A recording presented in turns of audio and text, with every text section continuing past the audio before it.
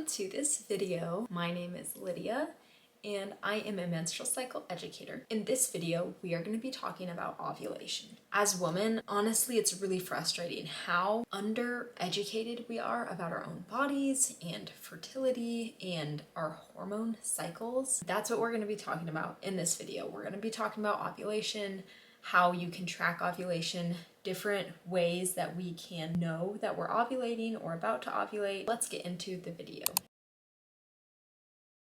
So the very first thing for us to understand is, what is ovulation? We're going to use my little clay creation as an example. We have ovaries, right? This is an ovary, this is an ovary. This is our uterus, the body of our uterus. Every single cycle, we have follicles growing on our ovaries. Each follicle has an egg inside of it. And each cycle, once that dominant follicle grows to a certain point, it's going to burst open to allow the egg to be freed. And that is what ovulation is. It's the act of that follicle bursting open so the egg can come out. The lifespan of the egg is only 24 hours. Ovulation is a pretty narrow window in time. Let's talk more about what's happening hormonally to lead us up to this place and that kind of stuff. So we understand our menstrual cycle as day one being our first day of bleeding on our period.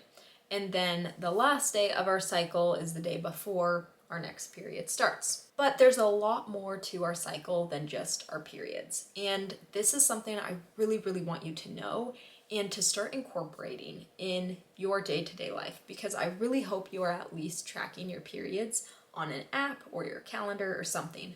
If you're not, definitely start doing that. But there's more to it than that. The pinnacle of the menstrual cycle, the most important part of our cycle, is ovulation, not our period. At the beginning of our cycle, during our period, our uterine lining is shedding, right? And we're able to observe that. We know we're on our period because we see that we are bleeding. We're able to do that with ovulation as well. During our period, progesterone has dropped drastically, so has estrogen. And so hormones are very low, which is why we may really struggle with how we're feeling, mood swings, all kinds of stuff, because of that rapid drop. And just a lot of hormones are very low. There's not much happening during this time. So that drop in progesterone is what triggered our period to happen. Once that has happened and our period has started, your brain is going to produce the hormone FSH, which is follicle stimulating hormone. This is going to stimulate the follicles. What do you know? It's going to stimulate those follicles in our ovary to start growing. With these growing follicles, we are also experiencing another hormonal activity. The growing follicles are producing estrogen. Estrogen is a proliferative hormone. It's causing things to grow. It's causing our uterine lining to grow and thicken. And it's also causing our body to produce a specific type of cervical fluid. So FSH is kind of recruiting a group of follicles to start growing. Now, we don't have like 11 follicles ovulating at the same time, or we would have a ton of babies. So at some point, FSH starts to drop. When FSH drops, most of these follicles are unable to keep growing, except for one, which is our dominant follicle. So this follicle is able to keep growing and producing a lot of estrogen at this point. Once the estrogen gets to this certain threshold and stays there for a certain amount of time, this triggers the hormone LH to be released once again from the brain. LH is the luteinizing hormone, and this is peaking right before ovulation, because this hormone is causing ovulation to happen.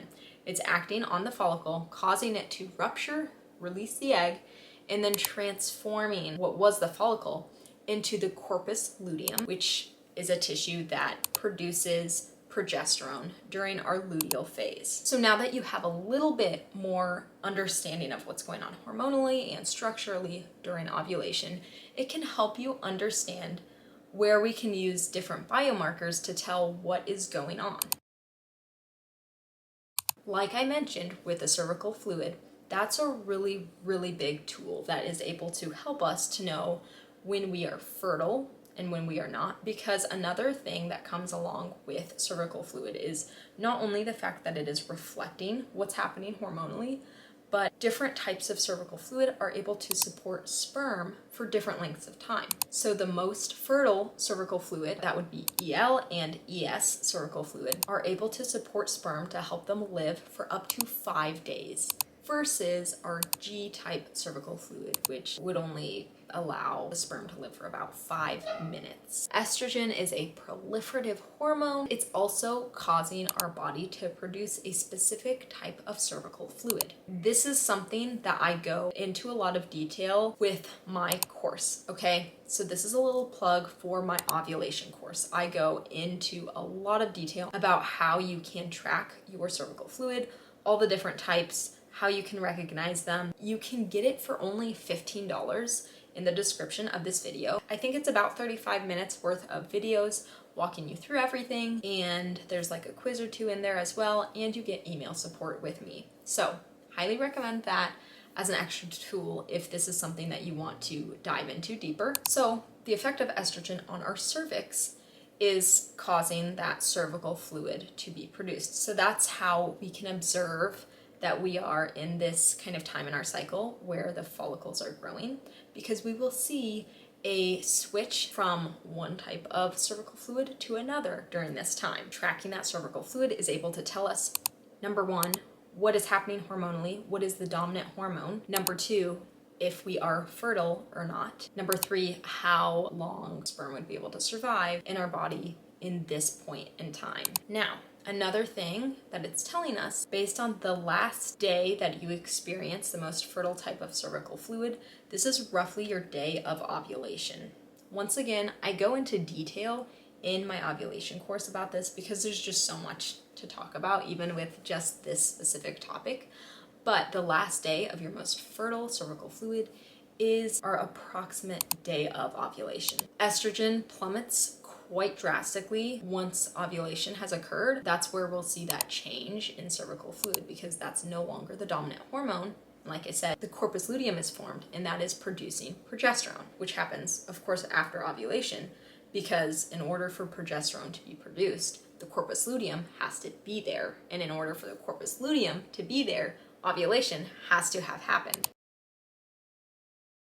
Just observing biomarkers that are indicating that progesterone is present is able to help us know that we have ovulated. So this is another way of using biomarkers to know if ovulation has happened. It's not telling us that ovulation is about to or is happening, but it's telling us ovulation has happened in this cycle. That biomarker would be basal body temperature.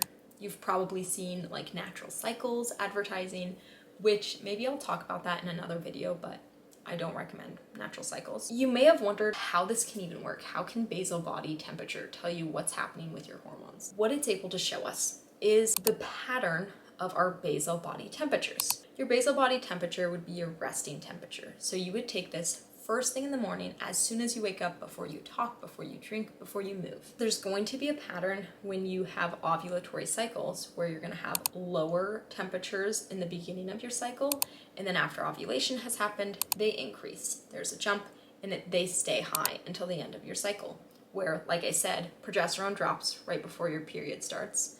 And with that, you'll typically see basal body temperature drops. So this is because progesterone has a warming effect on the body. So when progesterone is being produced, our basal body temperature is increasing. So that's how we are able to see the effect of progesterone through biomarkers like our basal body temperature. Now, another little tool that we can use to see if ovulation is happening or the likelihood of ovulation happening and the timing is with LH test or ovulation tests. Now, like I said, when I explained what the hormone LH does, that's going to peak right before ovulation happens, because that hormone is what's actually causing ovulation to happen. So with these tests, it's a urine test. You just pee on the stick or dip the stick in, a cup of urine. And whenever you have the test line as dark as or darker than the control line, that's when you have an LH surge. You would estimate that you would ovulate within 36 hours from that positive LH test. So this is a great way to help you pinpoint ovulation and figure out timing. Now, what you're not going to do is you're not going to rely on these as your only tool in order to like avoid your fertile window. It's not giving you enough of a heads up before ovulation is happening because, like I said, cervical fluid, certain types could help sperm to live for up to 5 days. If you only stop having intercourse the day before you ovulate, that's not going to be enough to prevent pregnancy. So it's another tool in our belt.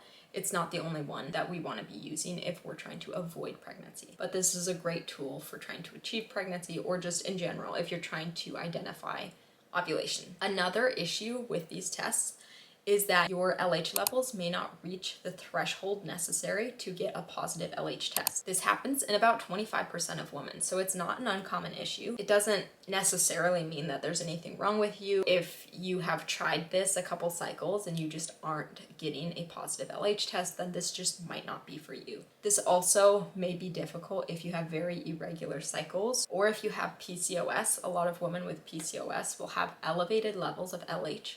So you'll just get like a lot of positives and might feel really confused about that. So these aren't for everyone, but it can be a good tool, something to try out, and it's relatively inexpensive because you don't have to test every day, just leading up to ovulation. And once again, that's something that's talked about in more depth in my ovulation course. I give you more instruction on like when to start testing, when to stop testing, and how to track your LH testing. I hope this video was helpful for you.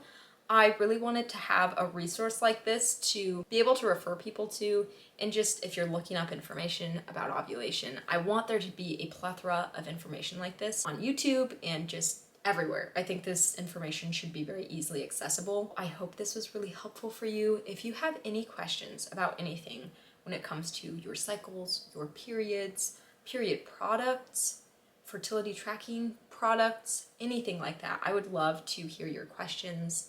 And yeah, I'd love to hear if this was helpful or if there's anything I could add to a video like this. Thank you so much for watching this video, and I hope you have a great week. Bye!